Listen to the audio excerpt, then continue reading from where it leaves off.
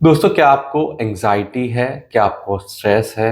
आपके mood swings होते हैं जिसके कारण रात में सही से नींद नहीं आती है, आपको इंसोम्निया हो गया है? तो ऐसे केस में मैं आपके लिए लेकर आया हूँ एक ऐसी होम्योपैथी दवा जो इन सब बीमारियों में बहुत इफेक्टिव रहती है, जिसका नाम है एस्टोल्टजिया कैलिफोर्निका, जो मानसिक तनाव के लिए दी जाती है, नर्वस टेंशन के लिए दी जाती है।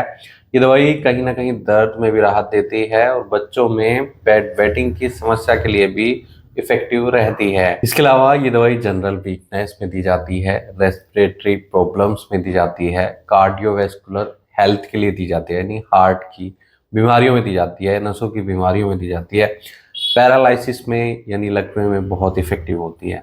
लेकिन ख़ास तौर पर ये स्ट्रेस एंग्जाइटी को मैनेज करने के लिए दी जाती है। जिन पेशेंट्स में एंग्जाइटी बहुत ज़्यादा है, बेचैनी बहुत ज़्यादा है, चिंता बहुत ज़्यादा है, जिसके कारण पेशेंट को इंसोम्निया हो गया है, रात में नींद नहीं आती है, बिस्तर पर पेशेंट सोने के लिए जाता है, कई बार देरी से नींद आती है, कई बार नींद आ जाती है, तो बीच में पेशेंट की नींद डिस्टर्ब रहती है।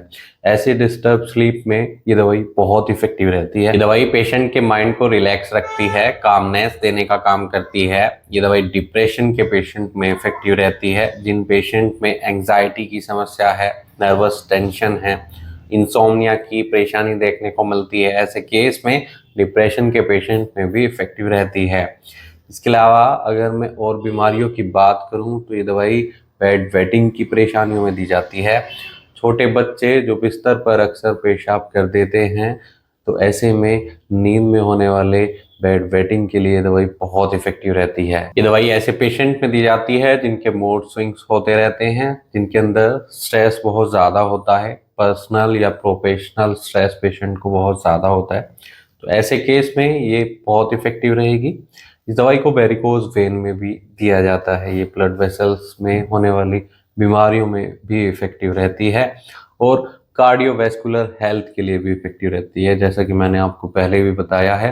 और सांस से संबंधित रोगों में भी दी जाती है। अगर पेशेंट को एंग्जाइटी का इशू है या अनिद्रा का इशू है और साथ में सांस की समस्या भी अगर देखने को मिल रही है, सांस फूलती है पेशेंट की, तो ऐसे में ये दवाई सांस की प्रॉब्लम को भी ठीक करती है।